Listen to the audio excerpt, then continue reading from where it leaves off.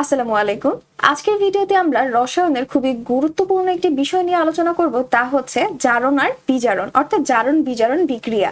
তোমাদের এসএসসি ব্যাচদের জন্য জারণ বিজারণ যে কতটা ইম্পর্টেন্ট আমি কিন্তু তা বলে বোঝাতে পারবো না। বিশেষ করে এবার যারা এসএসসি 26 ব্যাচের রয়েছে তোমাদের জন্য এটা আরো বেশি গুরুত্বপূর্ণ। তোমাদের যে চ্যাপ্টার 7 রয়েছে, চ্যাপ্টার 7 থেকে যে সিকিউ করা হবে, এই সিকিউতে জারণ বিজারণ বিক্রিয়া তোমরা পাবেই পাবে, ঠিক আছে? সো এই জন্য আজকের ভিডিওটা তোমরা সম্পূর্ণ দেখার চেষ্টা করবে এবং আমি তোমাদেরকে কথা দিচ্ছি, ভিডিও যদি তোমরা সম্পূর্ণ ভালো করে দেখো, জারণ বিজারণ নিয়ে মানে জারণ বিজারণ বিক্রিয়া নিয়ে তোমাদের আর কোনো প্রবলেম থাকবে না। তাহলে চলো কথা না বাড়িয়ে আমরা জারণ বিজারণ বিক্রিয়া নিয়ে শুরু করি। জারণ বলতে কি বোঝায় এটা আমি তোমাদেরকে খুবই ছোট্ট একটা শব্দ দিয়ে বোঝাই। জারণ মানেই হচ্ছে ছাড়ন, মানে এটা তোমরা একদম লিখে নাও যে জারণ মানেই হচ্ছে ছাড়ন। এখন কি ছাড়বে বলো তো? অবশ্যই ইলেকট্রন ত্যাগের কথা বলা হয়েছে। সো জারণ মানে ছাড়ন, মানে হচ্ছে ইলেকট্রন ত্যাগ। যখন ইলেকট্রন ত্যাগ করা হবে সেটাই হচ্ছে জারণ। আর তাহলে বিজারণ কি হবে? বিজারণ মানেই হচ্ছে গ্রহণ। আর সে কি গ্রহণ করবে? সে হচ্ছে ইলেকট্রন গ্রহণ করবে কোনো কিছু ছাড়া, সেটাই হচ্ছে জারণ। সো ইলেকট্রন ছাড়া মানেই হচ্ছে জারণ এবং ইলেকট্রন গ্রহণ মানেই হচ্ছে বিজারণ। এখন আমি তোমাদেরকে একটা উদাহরণ দিয়ে দেখাই। যেমন ধরো সোডিয়ামকে তো আমরা চিনি, তাই না? সোডিয়াম আমরা এইভাবে লিখি, সোডিয়ামের পারমাণবিক সংখ্যা হচ্ছে 11। ও একটা ইলেকট্রন ছেড়ে দিয়ে, ধরো ও হচ্ছে একটা ইলেকট্রন ছেড়ে দিছে, ছেড়ে দেওয়ার পরে ও তখন কি আয়নে পরিণত হয়? সোডিয়াম প্লাস আয়নে পরিণত হয়। কারণ আমরা জানি যখন কেউ ইলেকট্রন ত্যাগ করে সে ধনাত্মক আয়নে পরিণত হয়ে যায়। তাহলে সোডিয়াম এখানে একটা ইলেকট্রন ছেড়ে সোডিয়াম প্লাস আয়নে পরিণত হয়েছে।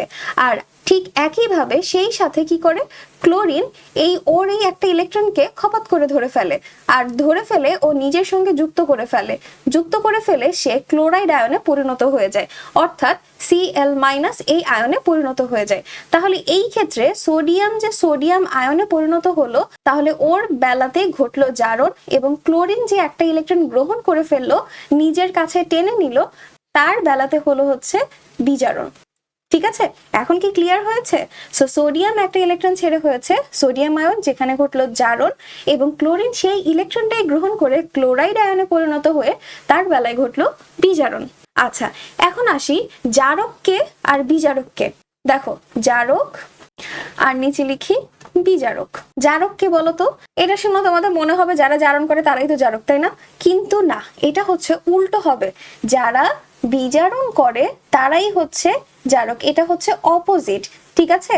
যারা বিজারণ করে তারা জারক, আর যারা জারণ করে তারা হচ্ছে বিজারক। যারা জারণ করে তারা হচ্ছে বিজারক।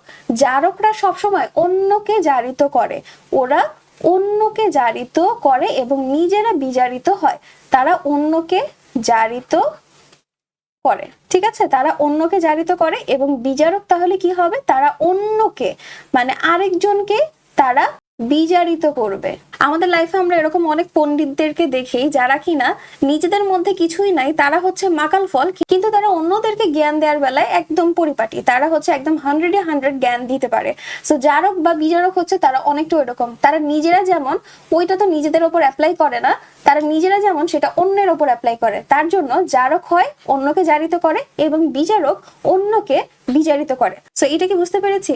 এখন এই দিক থেকে তুমি একটু চিন্তা করো তো, তাহলে সোডিয়াম তো ছাড়লো, তাই না? সোডিয়াম তো জারণ ঘটলো, তাহলে এই ক্ষেত্রে সোডিয়ামটা কি হবে বলো তো? সোডিয়াম হবে বিজারক এবং ক্লোরিন তো সেই ইলেকট্রনটা গ্রহণ করলো, তার মানে ও তো গ্রহণ করলো। সো এই ক্ষেত্রে ও হচ্ছে জারক। আমি আর একটা কনসেপ্ট দেখাবো, তারপরে মেইনলি আমরা উদাহরণে চলে যাব যেগুলো তোমাদের বোর্ডে আসে, খুবই ইম্পর্টেন্ট। আচ্ছা, আরেকটা কথা যেটা হচ্ছে জারণ সংখ্যা। জারণ সংখ্যা রিঅ্যাকশন করতে গেলে দেখবো জারণ সংখ্যা আমাদের কতটা কাজে লাগে। জারণ সংখ্যা যদি বাড়ে সেই ক্ষেত্রে ঘটবে জারণ, আর তাদেরকে আমরা বলবো বিজারক। তার মানে কি?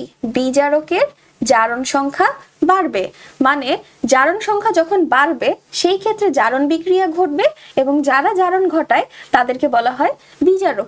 ঠিক একইভাবে যদি জারণ সংখ্যা কমে, মানে জারণ সংখ্যা বিক্রিয়ক থেকে উৎপাদে যাওয়ার পরে তাদের জারণ সংখ্যা কমে যায়, সেই ক্ষেত্রে ঘটবে হচ্ছে বিজারণ। এবং যারা বিজারণ ঘটাবে, মানে যে বিজারণ ঘটাবে, যে বিক্রিয়ক, তাকে আমরা বলবো জারক। ক্লিয়ার কি লাগছে?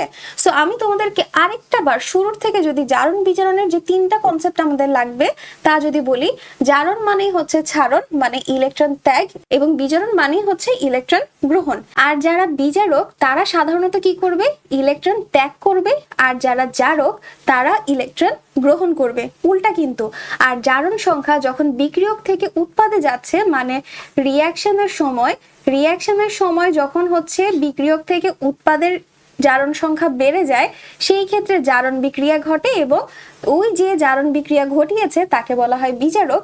এবং জারণ সংখ্যা যখন বিক্রিয়ক থেকে উৎপাদে এসে কমে যায় সেই ক্ষেত্রে বিজারণ ঘটে, এবং যে বিজারণ ঘটায় তাকে বলা হয় জারক। এতটুকু কনসেপ্ট ক্লিয়ার? যদি কোনো সমস্যা থাকে অবশ্যই আমাকে কমেন্ট সেকশনে জানাবে।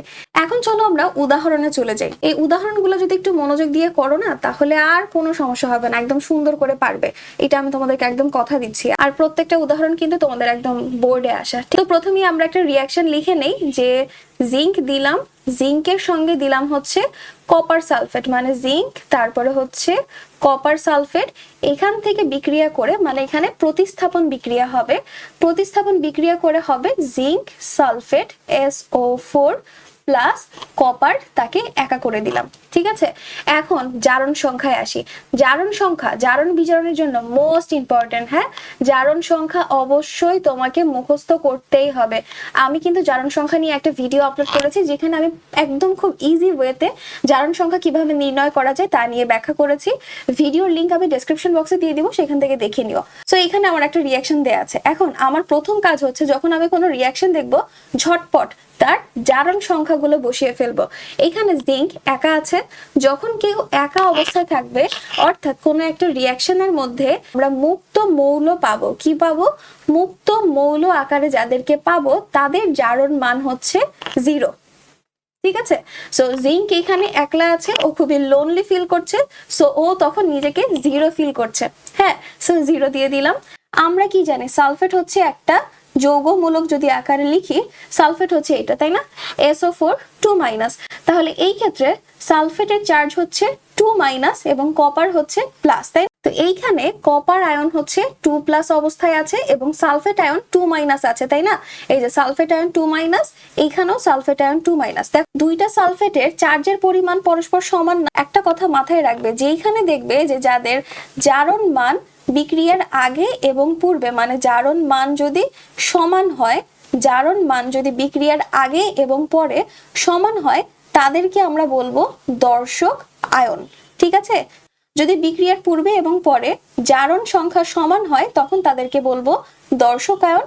যেমন এই রিয়াকশনের ক্ষেত্রে সালফেট আয়ন দর্শক আয়ন হিসেবে কাজ করে। ওকে দর্শক হিসেবে রেখে দিই, ওর নিয়ে আর আমি কোনো কাজই করলাম না, ওকে ওর মতনই থাকতে দিলাম। ঠিক আছে, এখন আসি জিঙ্ক। জিঙ্কের ওপরে থাকলো +2 আর সালফেটকে বাদ দিলাম, সে দর্শক। আর মানে ও হচ্ছে দুধ ভাত। হ্যাঁ, দর্শক আয়নকে আরেকটা জিনিস ধরতে পারো, ওরা হচ্ছে দুধ ভাত। আমরা ছোটবেলায় খেলায় নিতাম না দুধ ভাতদেরকে, সো ওরা হচ্ছে দুধ ভাত। আর কপার আয়ন এখানে +2 ছিল, আর কপার এখানে এসে দেখো একজন মুক্ত মৌল হয়ে গেছে, মানে ও লোনলি ফিল করছে। সো লোনলি অবস্থায় তার জারণ মান হয়ে যাবে 0। সো আমার জারণ সংখ্যা কি বসানো শেষ? শেষ। এখন তোমার খুঁজে বের করো কোথায় জারণ ঘটেছে আর কোথায় বিজারণ ঘটেছে। তুমি কি খুঁজে পেয়েছো? অবশ্যই খুঁজে পাবে। দেখো, এই যে জিঙ্কের মান 0 ছিল আর এখানে হচ্ছে +2। সো ওদেরকে যদি আমরা একসাথে দেখি তাহলে কি হয়? দেখো, জিঙ্ক 0 থেকে +2 হয়েছে, মানে 0 থেকে +2, তার মানে কি জারণ মান বাড়লো না। আর জারণ মান বাড়া মানে কি এখানে জারণ ঘটেছে, তাই না? আর যে জারণ করে তাকে আমরা কি বলি? তাকে আমরা বলি বিজারক। সো এখানে জিঙ্ক হচ্ছে বিজারক। ওকে, আর দেখো এই যে কপার 2+ ছিল, এখানে এসে 0 হয়ে গেল, ও তো একলা হয়ে গেল। সো ওকে যদি 1 করে দাও, দেখো কপারের মান +2 থেকে মানে +2 থেকে 0-তে চলে গেল, তার মানে কি ওর মান কমে গেল না? জারণ মান যদি কমে যায় সেই ক্ষেত্রে তাহলে কি ঘটে? সেই ক্ষেত্রে ঘটে হচ্ছে বিজারণ। আর এখানে কপার সালফেট তাহলে কি হবে? ও হচ্ছে জারক, কারণ ওর বেলায় কি ঘটেছে? বিজারণ ঘটেছে। আমি আরেকটা বার বলছি, জিঙ্ক মানে যখন আমরা কোনো রিয়াকশন লিখবো প্রথমে তার জারণ যে সংখ্যাগুলো আছে পরপর বসাবো এবং যেই সকল মৌল বা যৌগ মূলকের জারণ সংখ্যা বিক্রিয়ার পূর্বে এবং পরে একই থাকবে তাদেরকে আমরা বলবো দুধভাত অর্থাৎ দর্শকায়ন। তাদেরকে নিয়ে কোনো কাজ করব না। জারণ সংখ্যা বাড়লে হবে জারণ, যাদেরকে বলবো বিজারক। আর জারণ সংখ্যা যদি কমে +2 থেকে 0-তে হলো তাদের ক্ষেত্রে ঘটবে বিজারণ এবং তাদেরকে বলবো জারক। এখন জারণ বিজারণের এই বিক্রিয়ার আমরা যদি অর্ধ বিক্রিয়া লিখি, সিকিউতে যখন যাবে তখন কিন্তু অবশ্যই এই যে জারণ অর্ধ বিক্রিয়া পূর্ণ বিক্রিয়া এগুলো কিন্তু লিখতে হবে। হ্যাঁ, জারণ অর্ধ বিক্রিয়া, আমি জারণ কিন্তু এটা সংক্ষেপে লিখেছি, তোমরা আবার সংক্ষেপে লিখতে যেও না। হ্যাঁ, সো জারণ অর্ধ বিক্রিয়ার ক্ষেত্রে আমার জারণ ঘটেছে জিঙ্কের, তাই না? তাহলে আমার জিঙ্ক এটা মুক্ত অবস্থায় ছিল, মুক্ত থেকে ও কি করেছে, 2টা ইলেকট্রন ছেড়ে দিয়েছে। কয়টা ইলেকট্রন ছেড়েছে? 2টা। তাহলে কি হবে, 2টা ইলেকট্রন ছেড়ে দিয়ে ও জিঙ্ক 2+ পরিণত হয়েছে, তাই না? আর বিজারণ অর্ধ বিক্রিয়া তাহলে কি হবে, বিজারণ অর্ধ বিক্রিয়া যদি আমি লিখি, কার ঘটেছে বিজারণ? কপারের। সালফেট তো দর্শকায়ন, তো ওকে আমি বাদ দিলাম, ওকে নিয়ে কোনো কথাই বলবো না। কপার কি অবস্থায় ছিল? ও 2+ অবস্থায় ছিল, তাই না? আর ও তখন কি করেছে, জিঙ্কের ছাড়া 2টা ইলেকট্রন ও গ্রহণ করে নিয়েছে, ও গ্রহণ করে কপার আয়নে পরিণত হয়েছে। এখন তুমি 2টা যোগ করে দাও, এই ক্ষেত্রে এটা হচ্ছে তোমার পূর্ণ বিক্রিয়া হবে। ঠিক আছে, বাম পক্ষ সমান ডান পক্ষ, 2টা পূর্ণ বিক্রিয়া হবে। ডান। তো এখন পূর্ণ বিক্রিয়ার বেলায় এই যে +2 আর -2 মানে +2টা ইলেকট্রন -2টা ইলেকট্রন পরস্পর কাটা। তাহলে এখন হচ্ছে কি, জিঙ্ক প্লাস Cu2+ অর্থাৎ কপার 2+, এখান থেকে তৈরি হচ্ছে জিঙ্ক 2+ প্লাস কপার। বুঝতে পেরেছো? এটা কিন্তু কপার। ওকে, সো এইটা হচ্ছে তোমার জারণ বিজারণ বিক্রিয়া জিঙ্ক আর কপার সালফেটের বিক্রিয়ার ক্ষেত্রে। বুঝতে পেরেছি? কোনো কি প্রবলেম আছে? আশা করছি প্রবলেম নেই। এখন আমরা আরেকটা এক্সাম্পল দেখি, তাইলে একদম তোমাদের ঝাঁঝরা হয়ে যাবে। হ্যাঁ, আমি প্রথমে রিঅ্যাকশনটা আগে লিখি যে FeCl2 তা হচ্ছে 2টা Cl2 অর্থাৎ ক্লোরিনের সঙ্গে যুক্ত হয়ে FeCl3 তৈরি করেছে। সো আমার রিঅ্যাকশন আমি খাতায় তুলে ফেলেছি। এখন আমার প্রথম কাজ কি, জারণ সংখ্যা বসাবো। জারণ সংখ্যা আমি কি বসাবো, এখানে ফেরাস 2টা ক্লোরিনের সঙ্গে যুক্ত হয়েছে, তাহলে ওর চার্জ হচ্ছে +2। আর ক্লোরিন একটা ফেরাসের সঙ্গে যুক্ত হয়েছে, তাহলে এটা হচ্ছে -1। আর ক্লোরিন এটা মুক্ত মৌলের জারণ সংখ্যা হচ্ছে 0। আর এখানে Fe 3টা ক্লোরিনের সঙ্গে যুক্ত হয়েছে, তার মানে এটা হচ্ছে +3। আর ক্লোরিন এখানে কি, -1। একটা জিনিস দেখো, বিক্রিয়ক এইটার বেলায় ক্লোরিনও -1 আর এখানেও -1। তো এই ক্ষেত্রে বিক্রিয়কের এই যে ক্লোরিন আয়নটা দেখতে পাচ্ছি, ও মেইনলি দর্শক আয়ন হিসেবে থাকে, সো ওকে মুছে দিলাম, ও হচ্ছে দুধ ভাত। ঠিক আছে, আমরা মেইনলি এই ক্লোরিনটা নিয়ে কাজ করব। প্রথমে এই Feটাকে খেয়াল করো, এখানে ওর কত ছিল, +2, আর ওর কত হলো, +3। তাহলে এটা যদি তুমি এক করে দাও, ওদের কি হলো, +2 থেকে +3 হলো। তাহলে ওর ক্ষেত্রে কি হলো, জারণ মান বেড়েছে, জারণ সংখ্যা বেড়েছে, তার মানে ওর বেলাতে ঘটলো হচ্ছে জারণ, তাই না? আর যে জারণ করে তাকে আমরা কি বলি, তাকে আমরা বলি বিজারক। যে জারণ করে তাকে বলি বিজারক। তাহলে এখানে FeCl2 এটা হচ্ছে বিজারক। আর দেখো ক্লোরিন, এই যে Cl2 এখান থেকে এটা এইভাবে দেখাই সি। ওকে, এখানে 0 থেকে কি হয়েছে, -1 হয়েছে, মানে 0 থেকে -1-এ চলে গিয়েছে। তো এখানে কি ঘটেছে বলো তো, জারণ মান কি কমে গেল না? তার মানে এখানে বিজারণ ঘটেছে। তার জন্য এই যে ক্লোরিন যে আছে ওকে আমরা বলবো জারক। এখন যদি আমরা জারণ অর্ধ বিক্রিয়া আর বিজারণ অর্ধ বিক্রিয়া লিখতে যাই, যেমন ধরো জারণ অর্ধ বিক্রিয়া, জারণ অর্ধ বিক্রিয়া এই রিঅ্যাকশনের জন্য যদি লিখতে যাই, আমি প্রথমে কি ফেরাস নিয়ে কাজ করব। ও এখানে Fe কি অবস্থায় আছে, 2+, ও একটা ইলেকট্রন ত্যাগ করে হয়ে গেল Fe3+, ও এখানে Fe3+ হয়ে গেল। ঠিক একইভাবে যদি আমি বিজারণ অর্ধ বিক্রিয়া দেখাতে যাই, সেই ক্ষেত্রে কি হবে, আমার এখানে বিজারণ অর্ধ বিক্রিয়া হচ্ছে Cl2, ও ইলেকট্রন গ্রহণ করেছে।